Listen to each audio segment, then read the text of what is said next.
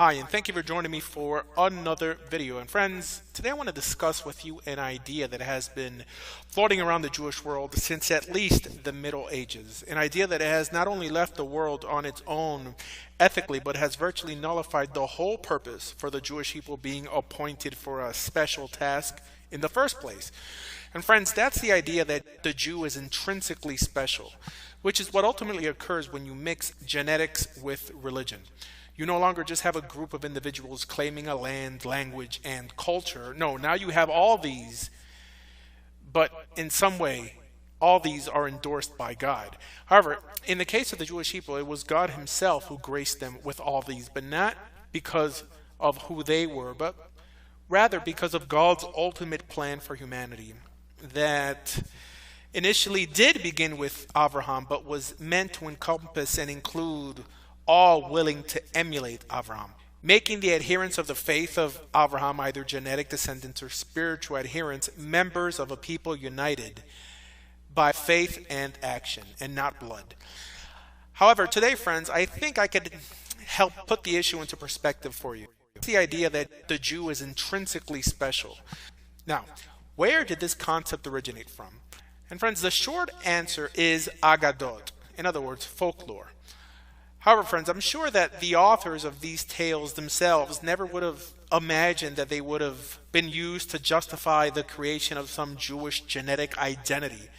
But yes, friends, ultimately it was Agadot and what is known as Midrashim, Jewish folklore, that started all this. And alongside Talmudic folklore, I also include the Zohar and earlier and later works that continue building on such folklore, ultimately deifying these tales and creating the spiritual dogma we have today.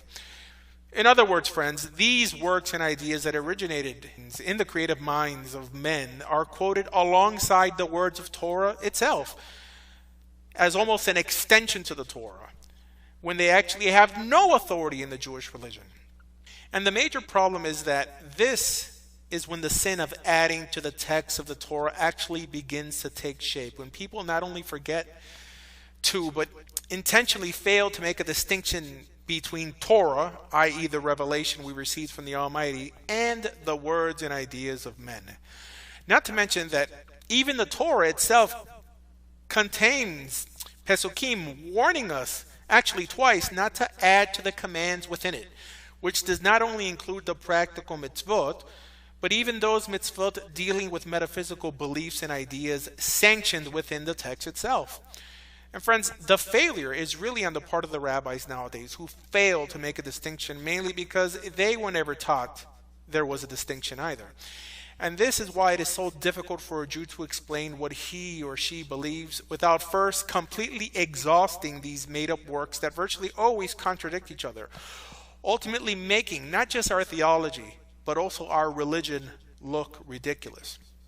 And friends, another example of something that may at one time have been accepted as folklore, but is now theologically accepted as dogma, even though it in no way goes along with the Torah's narrative, is the myth that the Torah, both written and oral as we have it today, was not only in existence before the world was created, but was also handed over to Adam, giving the reader the understanding that Adam in some way was the first Jew, or the first in line of intrinsically special individuals. Then, as they teach, Adam transmitted it down through his descendants, through Noah, and then through his son Shem, who, by the way, folklore teaches, even opened up his own yeshiva with Ever, a yeshiva that of course taught Torah before the Torah was actually given. And note that even these Agadot are further modified by later rabbis to fit their own ideologies. Like some teach that the yeshiva actually taught the 7 laws, which is another nonsensical belief, mainly because the Torah never taught their existence, the existence of these 7 laws. And when the 7 laws only later existed as a set of laws developed by the court to judge non-Jews living in Jewish lands. But regardless, friends, all this lays down the mystical idea that a specific line was endorsed by the Almighty to ultimately be his. Now, many different variations of this story exist that confuses the listener even more, but regardless, when these ideas are studied alongside the written Torah text, This is when the distortion and the confusion begins to set in, which is basically what Rashi did by attaching every Aggadic tale alongside of the narrative, the Torah narrative. Again, not just as folklore, but rather as an extension of the Torah narrative, which we later learned from his grandson, the Rashbam, that he rejected ever writing because, as the Rashbam explained, that initially Rashi set out to write a Perusha only regarding the Pashat, the simple meaning of the text, but later abandoned his initial pursuit and based his commentary on folklore instead.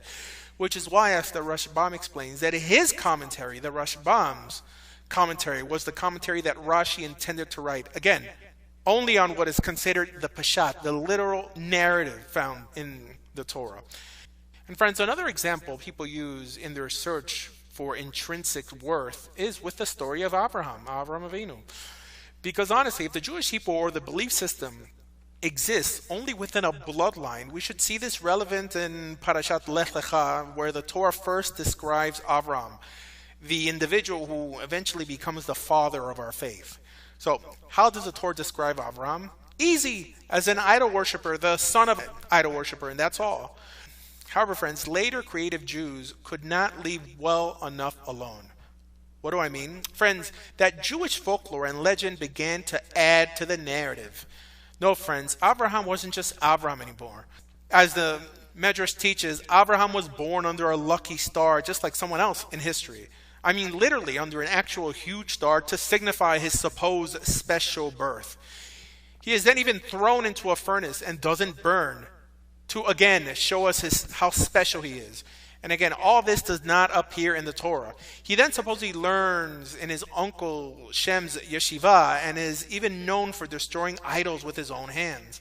No, friends, please don't think that I believe in the slightest way that the authors of such Midrashim ever thought that the Jewish people were nothing more than a religion either, but rather only that with their well-intentioned efforts, they made the internal struggle that ultimately defines all of us in the case of Abraham secondary and even sometimes unimportant. Now, I believe that the text goes out of his way to let us know that Abraham had no intrinsic value to him, that there was nothing intrinsically unique or special in his nature, and that any one of us could do the same if, of course, we would be willing to sacrifice as much as he did.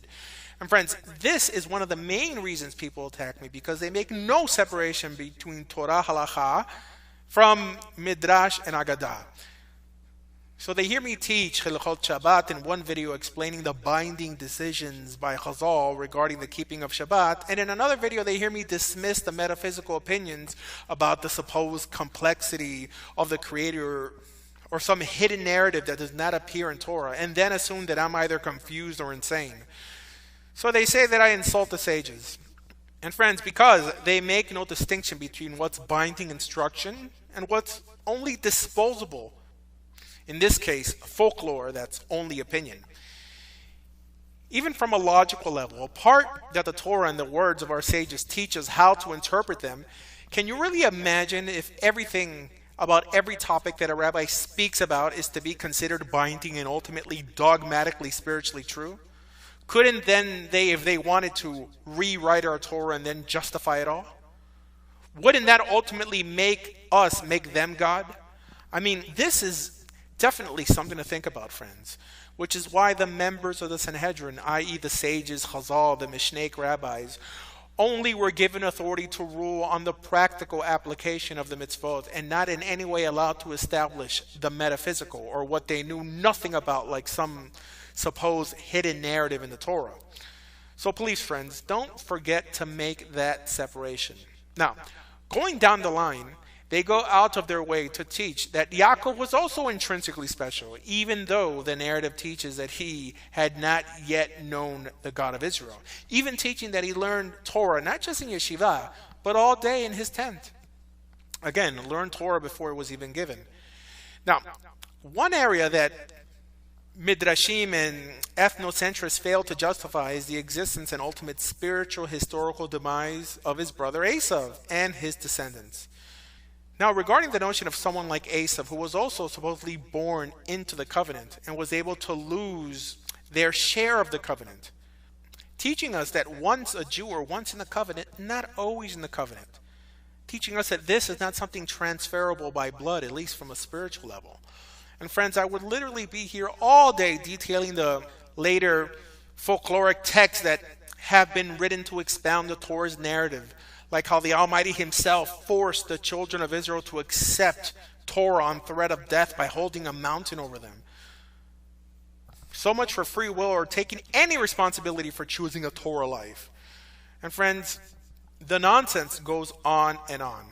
How well-intentioned authors who thought that they were helping the narrative actually ended up corrupting it in the minds of future readers because of their supposed theological embellishments. The problem is, when Jewish history is viewed through such a prism, it's very easy for the primitive mind to assume that nature instead of nurture got them ethically where the Almighty wanted them to be, which is one of modern-day Judaism's last primitive beliefs, the notion of intrinsic value.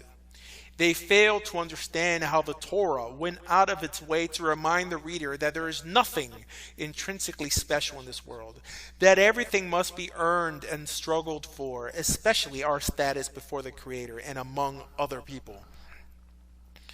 From Abraham choosing to hear and follow that still voice, to Yaakov having to earn every little thing that he ever achieved in his life, even when he supposedly tricked his father into blessing him.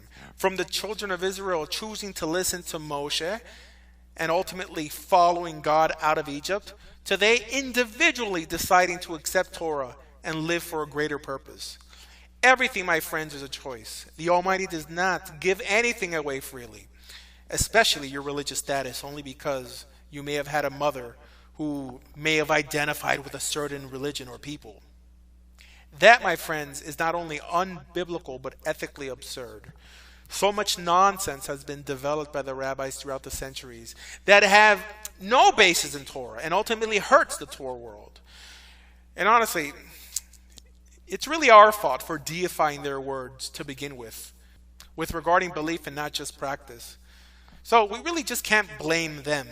Because again, friends, the court, our sages, Chazal, were only entrusted to establish practical laws to be able to fulfill Torah commandments in a unified manner, and never to establish metaphysical reality with whole new allegorical interpretations of the Torah text, which ultimately ends up changing the narrative within the Torah itself. Because, friends, by the simple fact that a non-Israelite can join the people of Israel, and according to the plain understanding of the text, an Israelite can be cut off from his people, this should teach us that there is nothing genetically or intrinsically spiritual regarding the descendants of the children of Israel, especially today, so many years separated from the original Israelites. I mean, please remember that about 90% of the Jewish world is Ashkenazi, i.e. not Middle Eastern. In other words, with almost full European features, i.e. descended from Gentile converted stock. And regarding an Israelite being cut off, just look up the word karet, to be cut off. In Torah, it appears over 100 times in Hebrew. Now, I know that some have tried to interpret it to mean something else, but we cannot escape its simple meaning, right? Ein mikra yotze midei peshuto. And friends, I know that many have never thought about it, what I'm mentioning today, and will just decide to follow what their rabbi or some earlier rabbi may have said on the issue blindly. But don't forget that it should be Torah that is used to validate the rabbis and not the other way around. And I'm telling you this, friends, and I'm no Karaite. In other words, I believe in the oral law, and I believe in the halachic authority of Chazal, i.e. the court or the sages. I'm telling you that everything that we choose to call true, divine, or inspired must be sanctioned by the pages of Torah, or then it's just fallible opinion.